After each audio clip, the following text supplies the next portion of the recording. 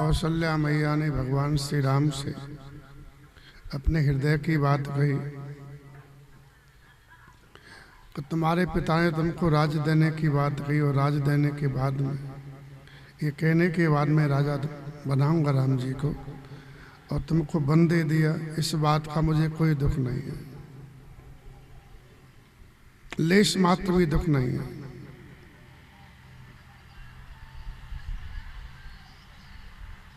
माँ कह रही है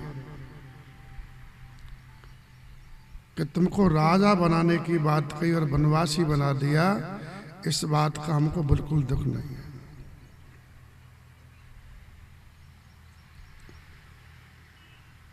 धन्य है ऐसी माँ।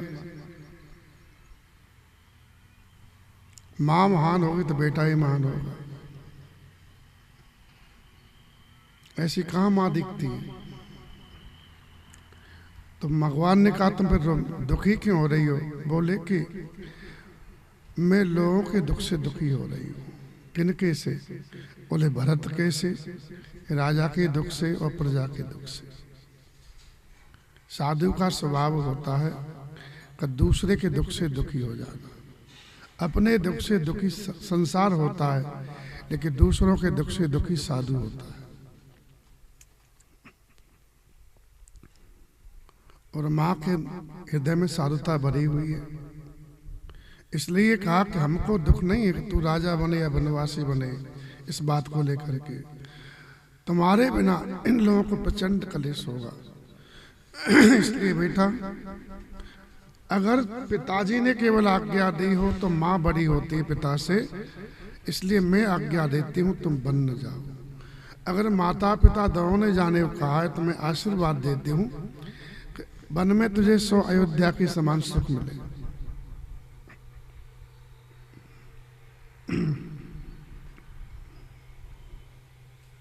वन के वन देवी और वन देवता माता पिता के समान तुम्हारी सार संवार करें। वन के पशु पक्षी तुम्हारे चरणों के सेवक बने। अंत में राजा को वनवास ही होता है। चौथे पन जाई इंद्र के कारण।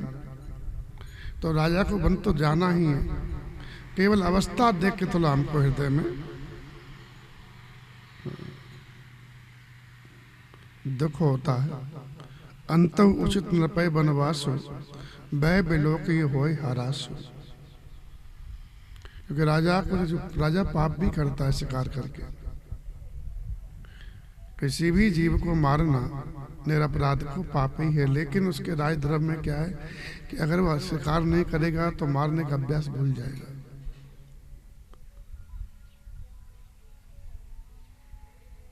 क्यों? बोले कि रक्षा करने के लिए सज्जनों की दुष्टों को मारना पड़ता है। किसान भी अपनी फसल को बचाने के लिए खरपतवार को निकाल देता है। यदि खरपतवार नहीं निकाले तो फसल को दवा डालेंगे, वैसे ही ये भी फसल है। तो यह किसान की भांति होता है, उसको अभ्यास करना पड़ेगा। अगर किसान को अभ्यास नहीं रहेगा कचरा उखाड़ने का तो फसल कर पाएगा? नहीं कर पाएगा। तो निरपराध प्राणियों का जो वध होता है उसको तो जिनके शरीर से खा करके पेट भरा है, आपने अभ्यास किया है, वो पाप लगा है तुमको, इसलिए जंगल में तप करना पड़ता है। तब से क्या है, पाप का नाश हो जाता है। तब से इंद्रियां शुद्ध होती हैं। क्योंकि शरीर को पुष्ट किया तो शरीर को इतना तप करो कि शरीर को नष्ट कर दो, गला दो सब। श्री राम जय राम। सजा है, मजे का फल सजाई होती है। श्री राम जय राम। चाहे अपने आप भोग लो या फिर यमराज के यहाँ जाकर के भोगो, फिर दंड तो भोगना पड़ेगा। जो मजा ले रहा उसको सजा मिलेगी मिलेगी। इसलिए यहाँ पर आने पर व्यक्ति बोले मजा लेंगे, स्वाराम करेंगे, इसे सोच रखा ऐसा व्यक्ति वो वैसे यह मजा तो है भी नहीं, तो क्षणिक मजा है संसार का, विषयों का, और बाद में फिर कष्ट ही कष्ट है। जीवन तो जल्दी जाएगा ही, क्योंकि ज़्यादा भोगने वाले व्यक्ति का इंद्रियां बहुत जल्दी साथ छोड़ देती है। श्री राम जय राम।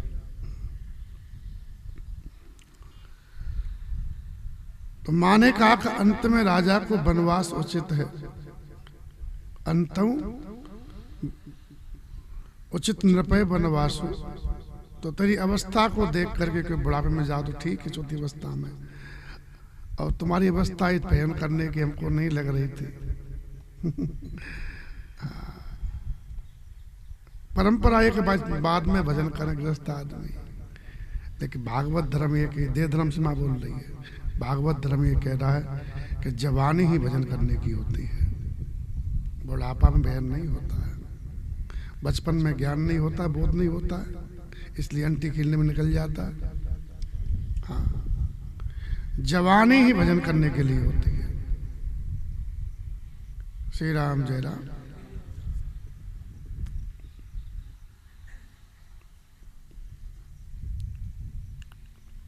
और जवानी में व्यक्ति विषय चाहता है, बस इसलिए क्रम लगा रहता है। पैसा कब कमावे?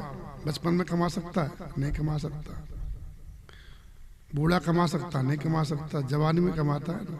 तो पैसा धन है कि नहीं? भजन भी धन है कि नहीं?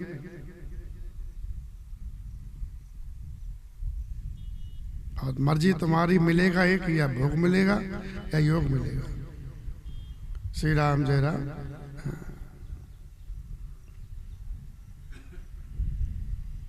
आंख में पड़ेगा जाला, नाक से बहेगा नाला, लाठी से पड़ेगा पाला जरा जिंदगानी में। खड़े खड़े करते रहोगे मलमूत्र त्याग, पड़े पड़े पीकते थूकते रहोगे पीकदानी में। इसलिए भोगों से वियोग कर, ईश्वर से योग कर। राम नाम क्या लोगे जरा मुखबंद वाणी में। भक्ति का करोगे शक्ति न रहेगी तब, करना है भजन तो करिए जवानी में। भजन करने में शक्ति चाहिए। 8 घंटे बैठने में रीढ़ की हड्डी सीधी रखनी पड़ती है, तब बैठ पाता है। श्री राम जय राम।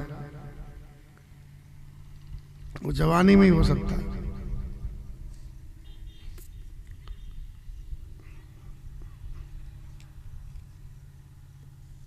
वो जवानी में निश्चित आती, लड़कपन खेल में खोया, जवानी नींद बरस गया, पर बुढ़ापा देख के रोया, यही किस्सा पुराना है।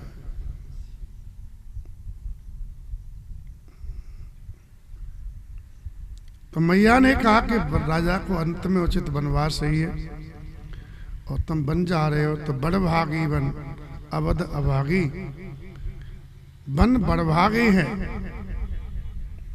और अयोध्या अभागे नहीं है। क्यों? कि जो रघुवंश तिलक तुम त्यागी, जिसको तुमने त्याग दिया। बड़भागी वही है जिसको भगवान अपना ले, अभागा वो है जिसको भगवान छोड़ दे।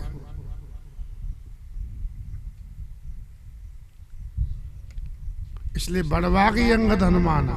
क्यों? बोले चरण कमल चापत विद नाना। हनुमान सब नहीं बड़भागी, नहीं को रामचरण अनुरागी।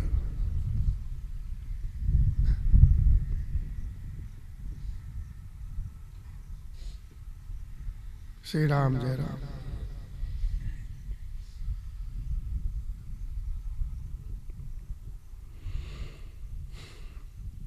तो बड़भागी बनना चाहिए, अभागा नहीं बनना चाहिए। संसार को अपना रहा है वो अभागा है, भगवान को अपना मान लिया वो बड़भागी है।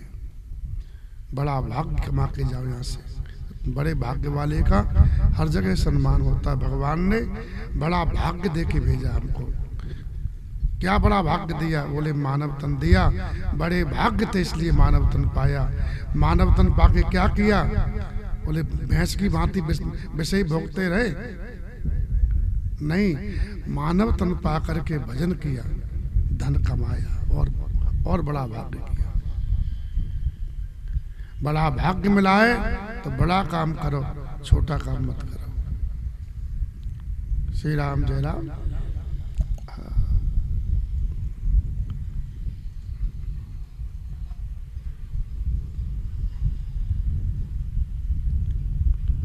मैया ने कहा कि पुत्र अगर मैं तुम्हें साथ लूंगी, क्योंकि तुम सबको प्रिय हो, और मैं तो माँ हूं, और माँ की ममता इतनी होती है, बछड़ा जहां जहां जाता है ना, गैया उसके पीछे जाती है, हमने देखा है। माँ की इच्छा जाने की हो और बच्चा खूंटा से बंधा हुआ है तो बेचारी नहीं जा पाती, आसपास चलती रहेगी। जिस दिन बच्चा साथ में दे दो ना, फिर वो खूंटे की भी याद नहीं करेगी, फिर चल देगी। हाँ कि ना? हाँ, ये तुम्हारा अनुभव है इस बात का।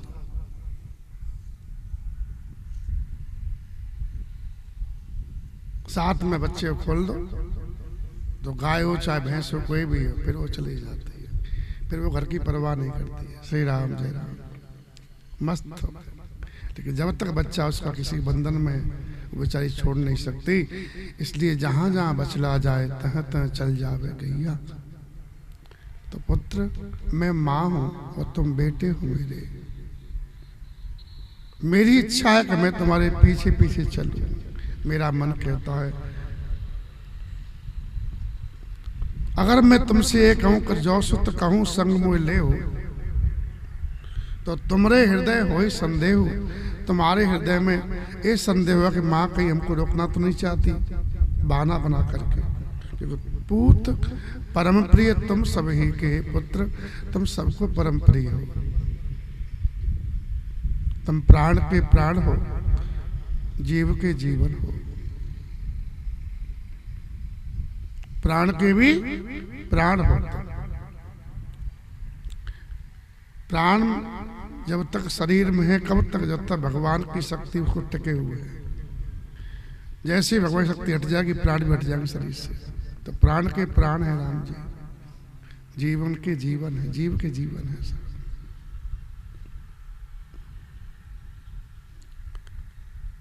तो तुम सबको प्रिय हो विशेष, और मैं तो माँ हूं तुम्हारी। माँ प्रेम करती है तो कहने की आवश्यकता ही नहीं, माँ ही प्रेम करती है।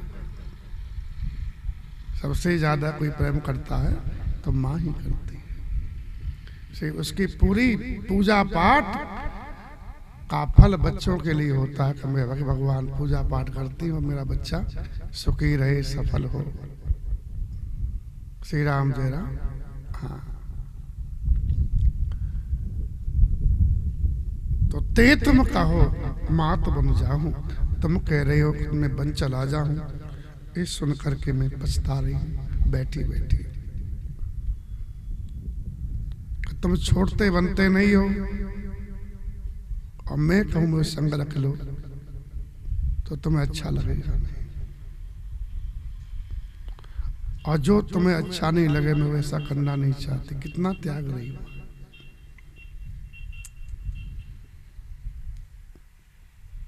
ये विचार नहीं करूं हट, झूठ सने बड़ा। ये सोचकर झूठा स्नेह बढ़ा करके मैं हट नहीं कर रही। झूठा स्नेह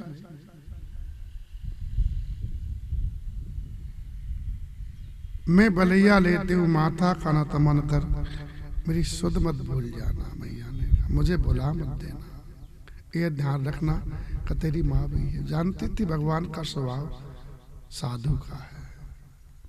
साधु सत्य को याद रखता है, असत्य को भूल जाता है। श्री राम जय राम। ये साधु हमेशा आगे बढ़ता है, पीछे की तरफ नहीं देखता। जगत सब असत्य है। माँ भी है ना, खूब प्रेम करे तब भी वो छोड़ जाती है। उसके शरीर की अवस्था एक सीमा है। माँ भी है ना, बूढ़ी होने पे मर के चली जाती है और नहीं देखती बच्चे की तरफ, मेरे बच्चे क्या होगा। इसलिए साथ नहीं निभा सकती, इसलिए माँ का स्नेह भी झूठा ही माना जाएगा। श्री राम जय राम। सच्चे सनई भगवान ही है जीव के। ये तो इसलिए ये विचार नहीं करूं हट, झूठ सने बड़ा माने का है।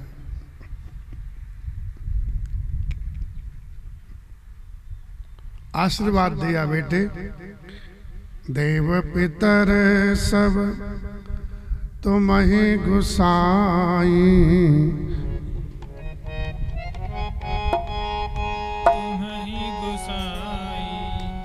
राखव नयन राखव पलक नैन की नाई।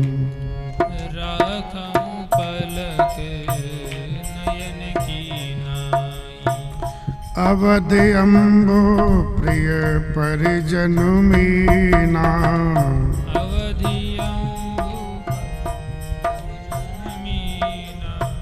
तुम करुणा कर धर्म धुरीना। तुम करुणा धर्म धुरीना। अस विचार सोई करहु उपाय।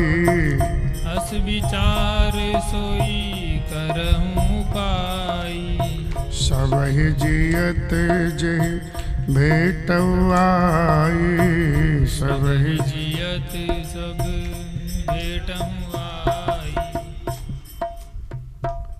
वनवास की जो अवधि 14 वर्ष जल है और जितने प्रियजन लोग हैं सब मछली हैं।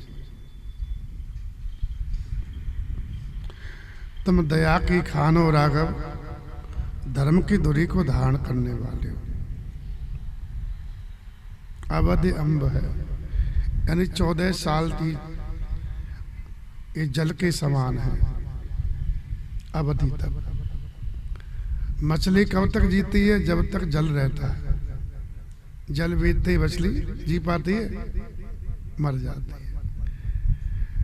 तो 14 साल ये लोग जीते रह लेंगे, क्योंकि जब तक इनको आस रहेगी कि आप आ जाओगे।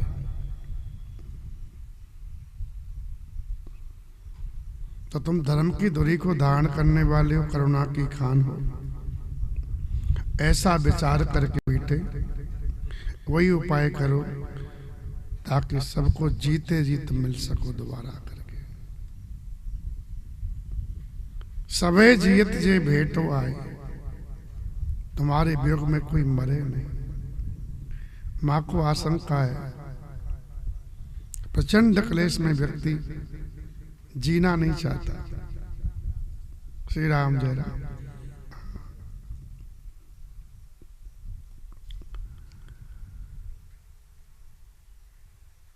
और 3 को बताया मां ने, दशरथ जी को, भरत जी को, प्रजा को।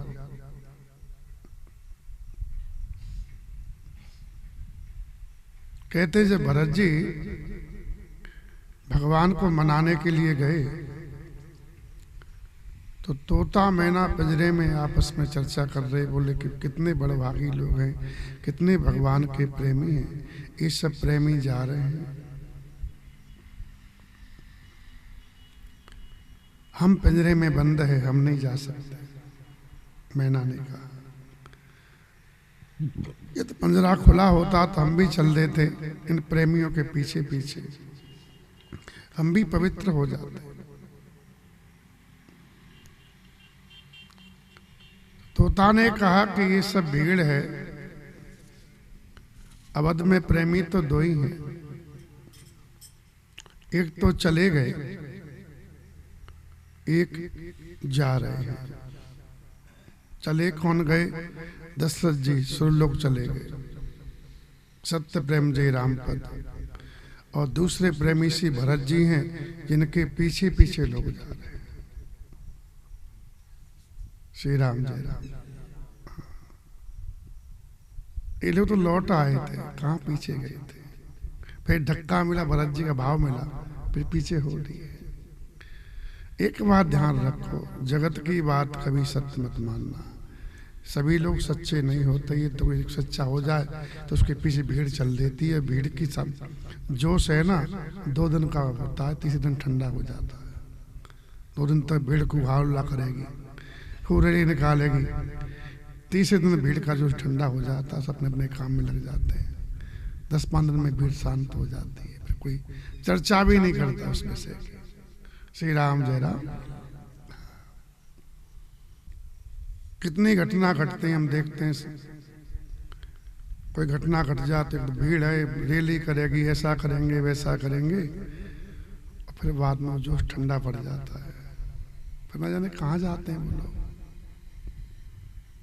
कितने कांड हुए लोगों ने, कुछ लोग सामने या उनके पीछे भीड़ आई, थोड़ा ताजी ताजी जुनून आया, बाद में सब बस ठंडे बस्ते में पड़ जाते हैं, उसका परिणाम कभी पता ही नहीं पड़ता। श्री राम जय राम।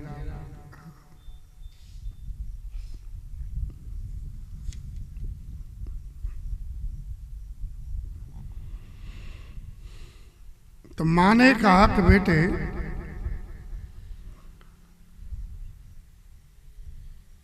तुम सेवकों को और नगर भर को अनाथ करके सुखपूर्वक वन को जाओ, क्योंकि सब कर आज सुकृत फल बीता, सबके पुण्यों का फल समाप्त हो चुका है। इसलिए कराल काल विपरीत हो गया है।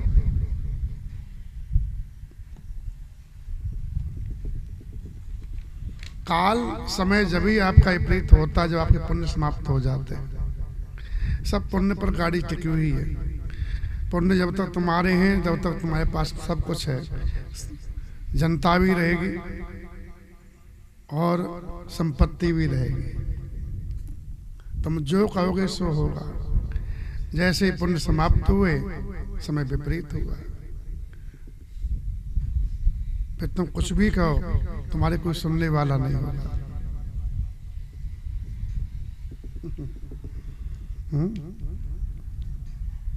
कितनी स्पष्ट बात गोस्वामी जी लिखे हैं रामायण में। सत्य को कितना अच्छा प्रकार, तब भी तुम लोग मानते हो इस बात को, दूसरों को दोष देते रहोगे, अपने चलाते रहोगे, हमको ऐसा क्यों नहीं मिल रहा है। अरे तूने पहले बोया है तो कहां से मिलेगा? बोए पुर बमूल के आम कहां से पा? तो तू पूर्व में कुछ करके आया ही नहीं, यहाँ पर क्या मिलेगा? अब भी तू मनमानी कर रहा है, न ग्रंथ की माने, संत की माने, भगवंत की माने, अपनी चला रहा है कि मैं तो ऐसा ही रहूंगा। तो अपना और पाप बढ़ाता रहे, आगे भैंस बन जाएगा, करब गधा बन जाएगा, ऊंट बन जाएगा, सांप बन जाएगा, अपनी थोड़ी चलेगी। जो रास्ता है उसे चलना पड़ेगा। श्री राम जय राम। हाँ, इसलिए मानव जन्म केवल तप के लिए मिला है, भोगों के लिए नहीं। मानव तन बाकी भोग चाह रहे हो, बहुत भोगना पड़े। एक महिला थी दासी, तो दासी बेचारी दासी, रानी की दासी थी, तो सब काम करती थी, उसका बिस्तर भी लगाती थी। रानी का बिस्तर तो स्वाभाविक कोमल होगा, तो बढ़िया बिस्तर लगा के एक दिन सोचा कि मैं थोड़ा सो के देखूं कैसा होता है। तो सोई तो बड़ा गुदगुदा, तो उठ जाऊंगी। तो थकी हुई थी, सो गई तो थोड़ी नींद लग गई। क्या लग गई? बाद में रानी आई और उसने कहा इतनी मजाल तो मेरे बिस्तर पे सो रही है। ये भी बड़ा अहंकार होता है, इस शरीर को श्रेष्ठ मानते लोग। अब इसकी पिटाई करी तो 2-4 कौड़े दिए तो चाहे रोई, फिर बाद में हंसने लगी। तो कहा तू हंस क्यों रही है? बोले कि मैं थोड़ी देर सोई तो इतने कौड़े पड़े, जो रोज सोता उस पर कितने कौड़े पड़ेंगे।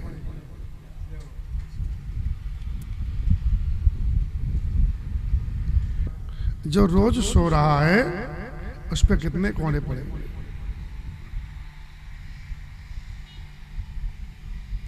तो शरीर से ज्यादा विषयों के लिए ऐश्वर्या मत सोचो। मैं नहीं कह रहा, रामायण कह रही है। नर तन पाए विषय मन देई, पलट सुदाते सट बिसले। मानव तन केवल तप करने के लिए,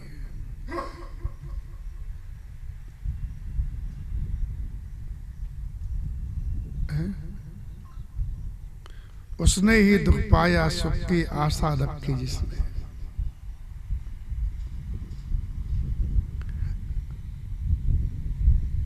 ए तन कर फल विषय न भाई, स्वर्ग स्वल्प अंत दुखदाई। इस शरीर पर विषय रूपी फल नहीं लगता, इसका फल विषय नहीं है। इस पर भजन का फल लगाओ, तब शांति मिलेगी, तब सुख मिलेगा।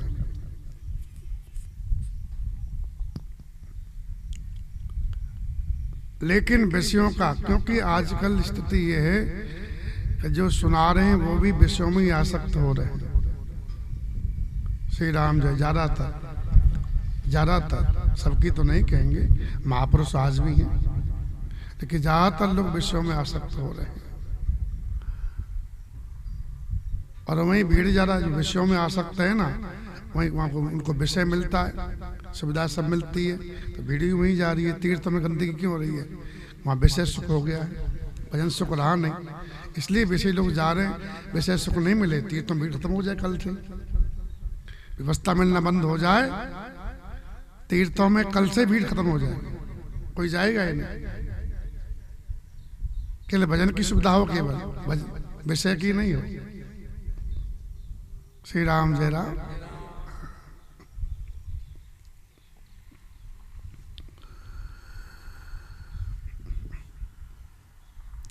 पहले के लोग साधु के पास भी नहीं जाते थे। क्यों? व्यवस्था उसके पास टाट था, टाट ले लो, सो जाओ, अपना बिस्तर अपना ओढ़ना साथ में लाओ। पहले ये परंपरा थी हमारे यहाँ। इसलिए जिसको भजन की इच्छा होती थी वही आता था। पुण्य है जीव का जब तक तब तक आपकी चलती रहेगी। तो माँ कह रही कि आज अयोध्या में सबका पुण्य बीत चुका है। जितनी गर्मी पड़ती है ना, उतना ही तो बादल बनते हैं। अरे बोलो, तो जितनी गर्मी सहन कर लोगे उतना ही वर्षा ले लोगे बाद में। अब बोले गर्मी ज्यादा पड़ी, ठंडी ठंडी हवा मई जून में चले। मई जून में ठंडी ठंडी हवा खाएगा तो सावन भादों में पानी पाएगा? वर्षा होगी? नहीं होगी। जो जवानी में खुश सोएगा उसका आगे कल्याण होगा? कभी नहीं होगा।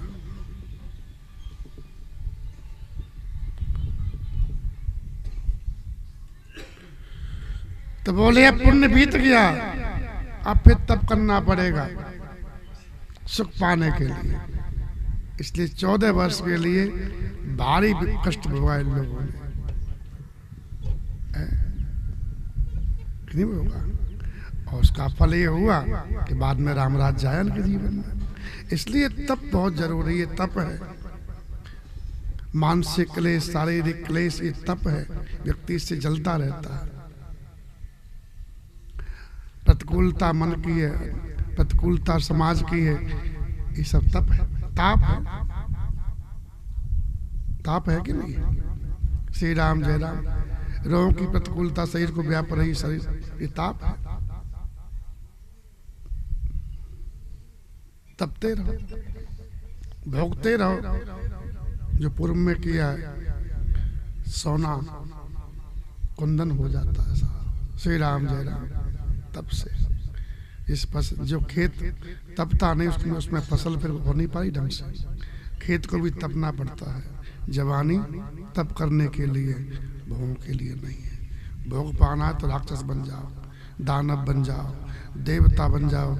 उनके शरीर में इतनी क्षमता होती है कि तुम विषयों का भोग भोग सकते हो। कुंभकर्ण खा सकता था, राक्षस था, उसको खाना का विषय है खाना, तो खूब खाता था।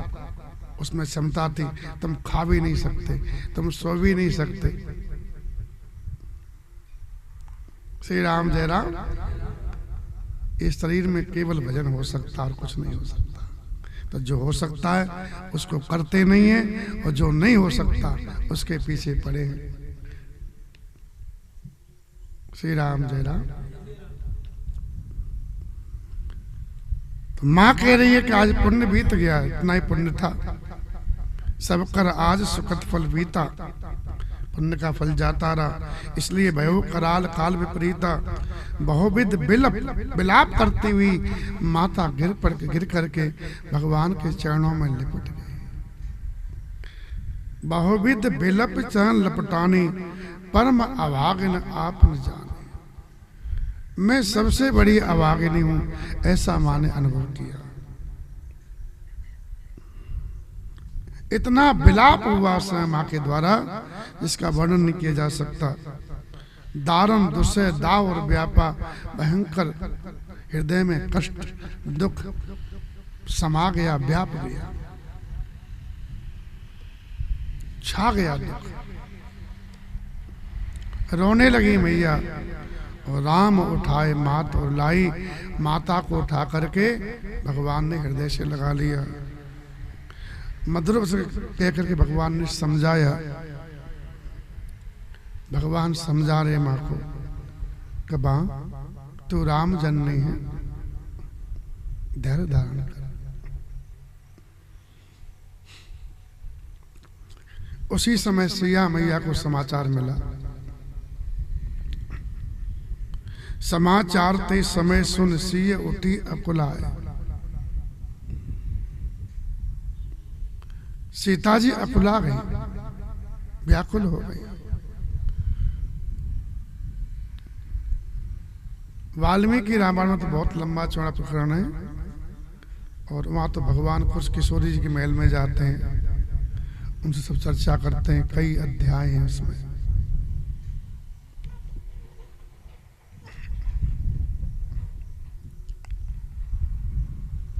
लेकिन गोस्वामी जी सबको नहीं लिखते, जो मुख्य बात है उसको बता देते हैं। माता अकुला गई, माँ सासू के पास गई, उसके चरणों में प्रणाम किया और नीचा सिर करके सीता जी बैठ गई। मधुर वाणी में माँ ने आशीर्वाद दिया सीता जी। और सीता मैया अत्यंत सुकुमारी है, सुकुमारी नहीं अत्यंत, अति सुकुमार देख अकुलानी। सीता जी की अत्यंत सुकुमारता कोमलता देख करके माँ बेचारी व्याकुल हो गई। ये फूल पे चलना उस पे भारी है।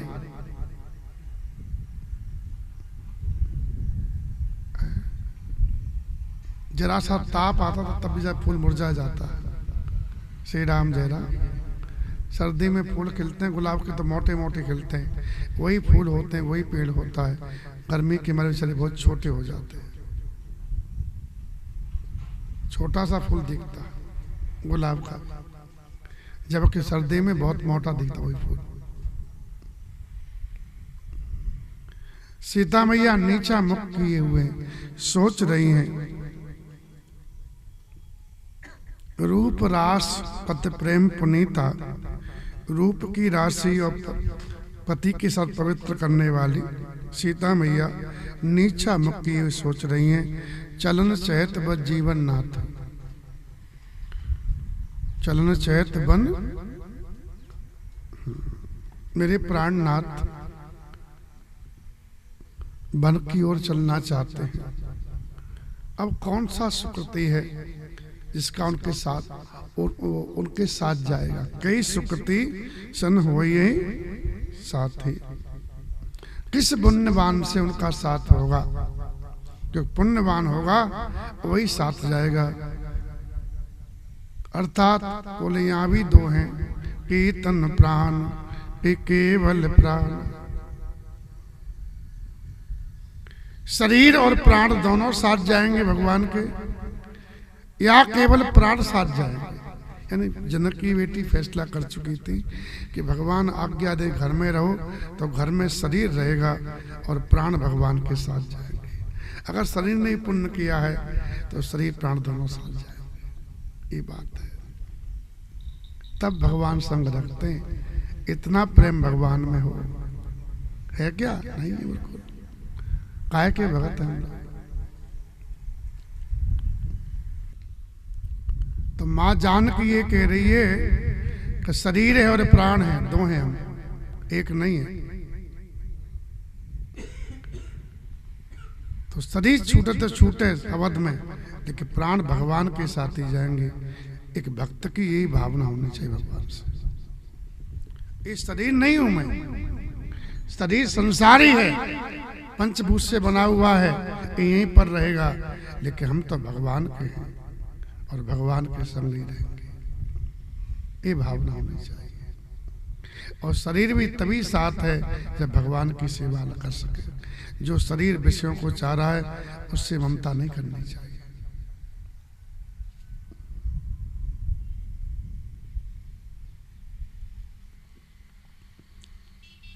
विधाता क्या करना चाहते हैं कुछ जाने नहीं जा रहा। सीता मैया जब सोच करती हैं ना माताएं, उनकी एक मुद्रा होती है बैठने की।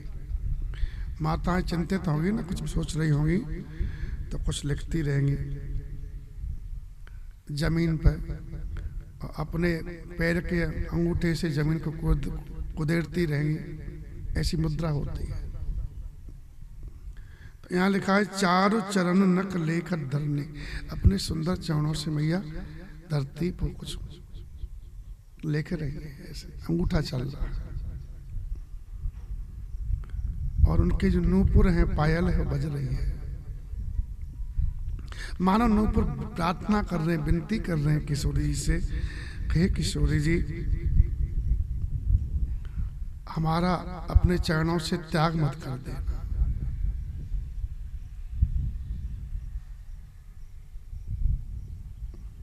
सीता मैया चरण हमारा कभी त्याग न कर दें, ये नूपुर बोल रहा उनका। मनो प्रेम बस विनती कर रही, हमें सीय पद जन पर है रही। मंज बिलोचन मोचत बारी, बोली देख राम महतारी। सुंदर नेत्रों से मैया जानकी के आंसू बह रहे हैं अनवरत।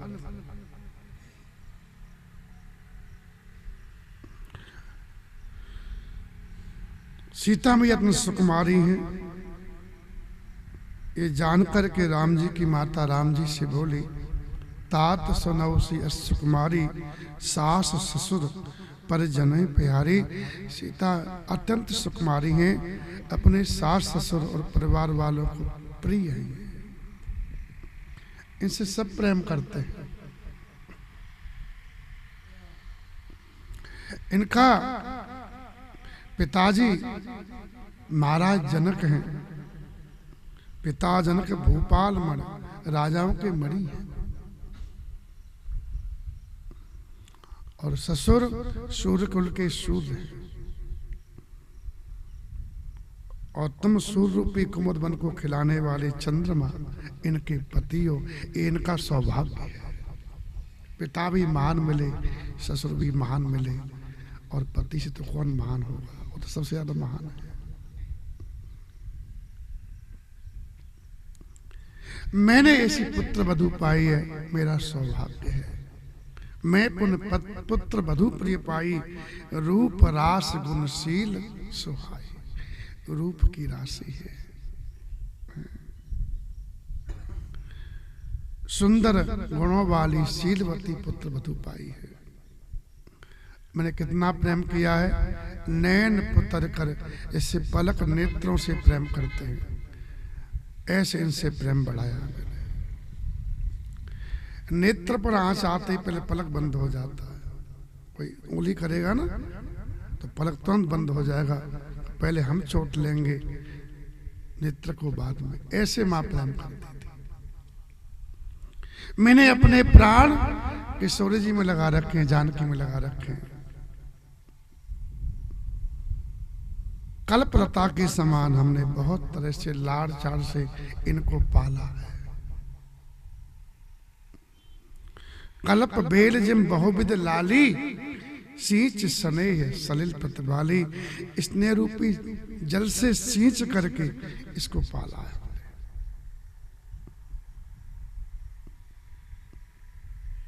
प्रेम जल से पोषित हुई है, इनको प्रेम ही प्रेम मिला है, कहने का अभिप्राय है।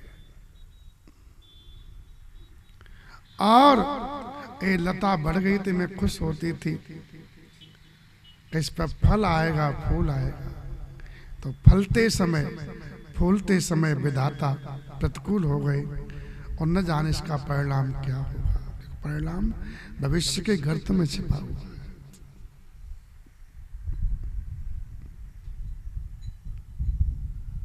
परिणाम तो वही जाने जिसने एक संविधान बनाया है ब्रह्मांड का।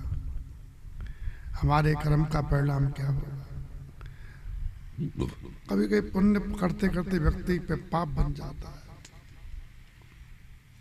श्री राम जय राम।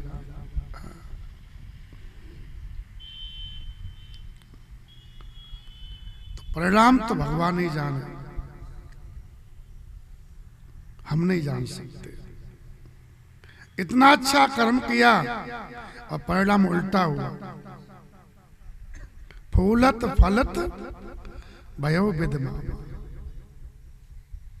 बढ़िया बाग लगाया लेकिन, और बढ़िया वृक्ष ही बढ़िया है, बाहर भी आई लेकिन न फूल लगा और न फल लगा। पता नहीं क्या कारण है, भगवान ही जाने। प्राय लोग ऐसा कहते हैं, खूब भजन कर रहे महाराज तब भी फूला पा रहे, फल नहीं मिल रहा है, फूल भी नहीं मिल रहा है। होता कि नहीं होता? श्री राम जय राम। भजन पर फल भी आता है, फूल भी आता है ऐसा, लेकिन तुरंत नहीं आता।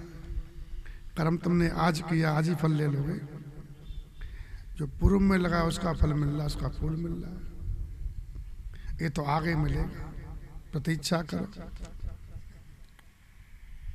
जब पितामह भीष्म को फल मिला हजारों 100 जन्म के बाद में, कहते हैं लोग, कोई 7 जन्म, कोई 7 जन्म, पितामह भीष्म को बाण की सैया मिल गई है, इतने बड़े धर्मात्मा को। श्री राम जय राम।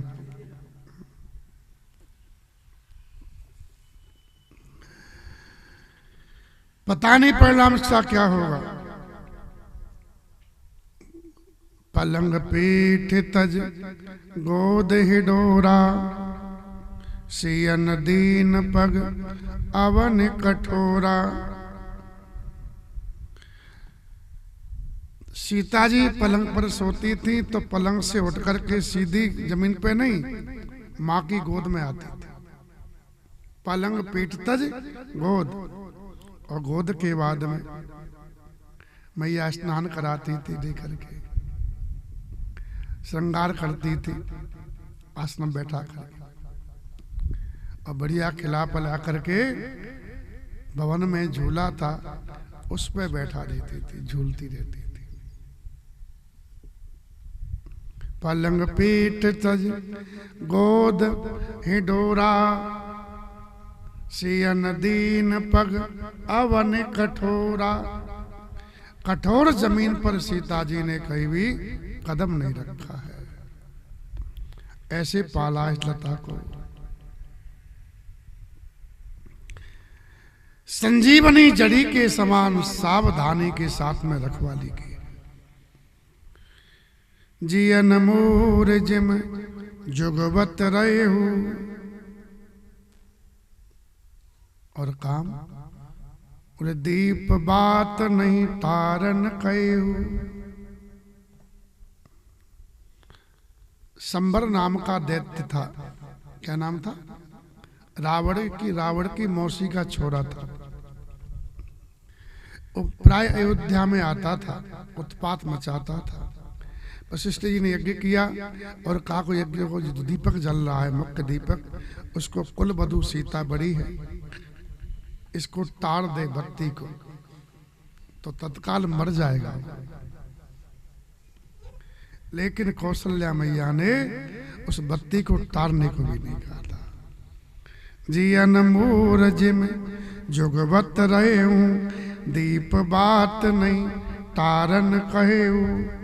दीपक को बुझाया नहीं जाता फूंक दे करके, दीपक को तारा जाता, बत्ती को खींच दिया जाता है तिल की तरफ, बत्ती अपने आप बुझ जाती है। जो दीपक को फूंक से बुझाता है ना, उसका सौभाग्य बुझ जाता है धीरे धीरे।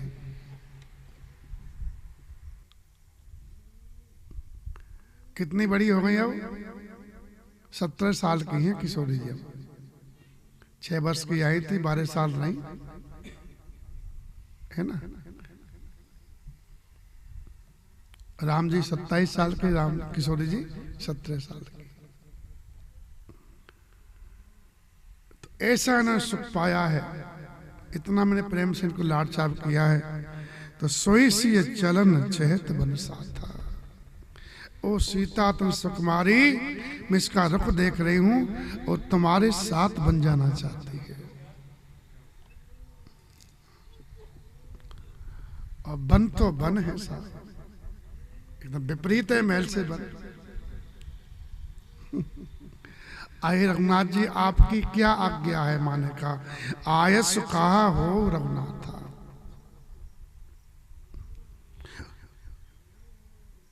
उसके लिए क्या आज्ञा है?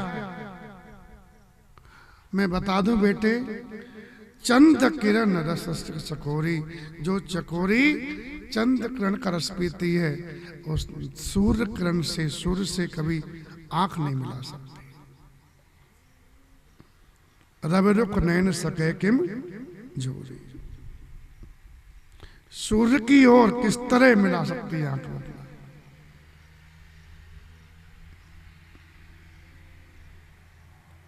मां को एकदम विपरीत था ही, क्योंकि लिखा है कि दो कदम सीता जी चली थी प्रयाग की भूमि में। घर से निकसी रघुबीर बधू, दर धीर दिए मग में डग दोए। 2 डग चली तो झलकी भरे भाल कनी जलकी, पूरा पसीना पसीना माता से भर गया, बूंद बूंद छा गई, होठ सूख गए। फिर पूछा अब कितना दूर चलना है, झोपड़ी कहाँ बनाएंगे अपनी पर्ण कुटी? तो भगवान फिर रोने लगे उनके दुख को देख करके। लेकिन धन्य है इस भारतवर्ष की आराध्या माँ जगत जननी जानकी, जिसने करके दिखाया।